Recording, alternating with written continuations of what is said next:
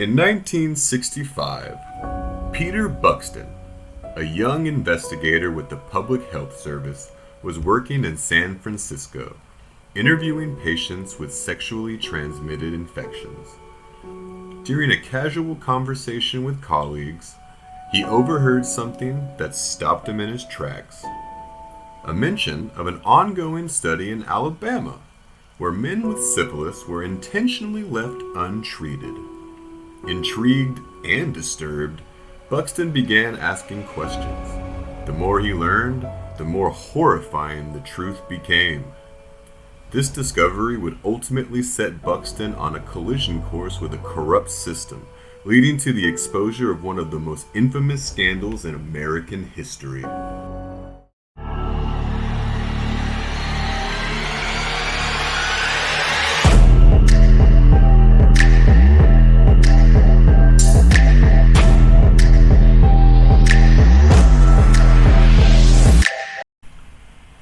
Buxton formally filed a complaint with his superiors. He questioned the ethics of the study and demanded its end. His concerns, however, were swiftly dismissed, with officials defending the study as important scientific research. Undeterred, Buxton raised the issue again. In 1968, he filed another protest, pleading for the study to be stopped. Once more, his objections were ignored, with the Public Health Service doubling down on the supposed value of observing.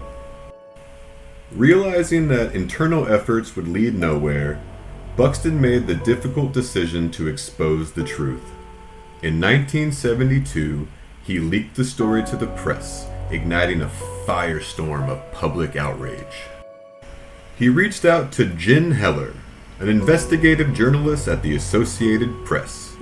In a quiet, intense meeting, Buxton handed her a stack of confidential documents, official reports, medical records, and internal memos that exposed the dark truth of the Tuskegee study.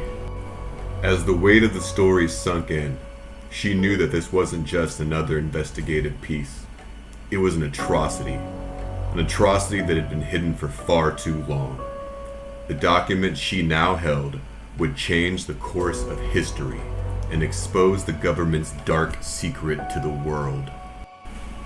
On July 25, 1972, Jean Heller's article, "Syphilis Victims in the U.S. Study Went Untreated for 40 Years," was published by the Associated Press. It revealed the long-hidden truth about the Tuskegee syphilis study. The article detailed how for over 40 years, hundreds of black men had been knowingly denied treatment for syphilis as part of a government-sponsored experiment. Heller's story sent shockwaves across the country. People were horrified to learn that the government had not only withheld treatment, but had also lied to the men involved, telling them that they were receiving care when they weren't. The public outcry was immediate and intense. Organizations, civil rights groups, and politicians condemned the study as a clear violation of human rights.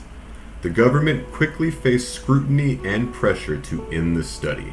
Within days, the story became national news, which led the investigation and eventually termination of the experiment. For many, it was a moment of reckoning with the dark side of medical history and the exploitation of black Americans for research purposes. Heller's report was the catalyst that brought the truth to light, and it would forever change the way medical research ethics were viewed in the United States. And then finally, the surviving participants were offered penicillin treatment. All 74 of them. The government's response to the men's suffering was not only slow, but shockingly dismissive. It took 2 years after the study ended for a class action lawsuit to be filed on their behalf. In 1975, the case resulted in a settlement, but the payout was grossly inadequate, considering the scale of the harm done. The U.S. government agreed to provide $10 million to the surviving participants and their families. But this amount was spread thin across hundreds of people, leaving each individual with a fraction of what they were owed.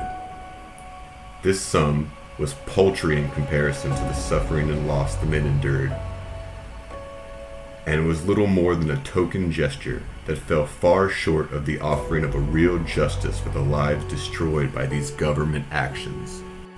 In 1997, more than 20 years after the study ended, the U.S. government finally issued a formal apology for the horrors of the Tuskegee syphilis study. President Bill Clinton publicly acknowledged the deeply immoral nature of the study and apologized to the surviving participants. What was done cannot be undone,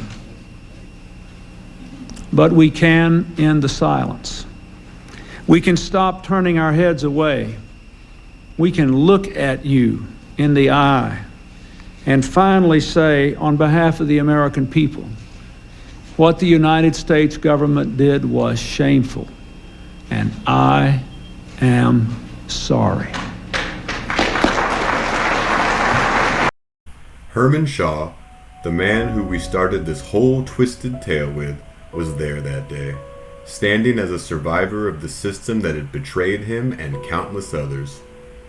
The apology, while long overdue, came too late for those who had already suffered and died. For Herman and the other survivors, it was a recognition of their pain, but no amount of words could undo the decades of damage they had endured.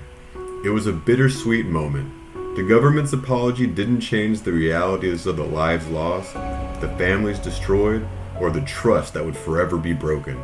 The scars, both physical and emotional, were something that no public statement could ever heal.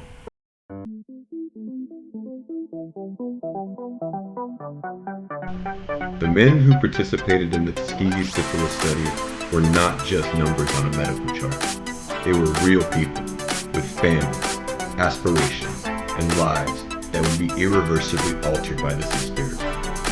Please feel free to pause and read each name individually.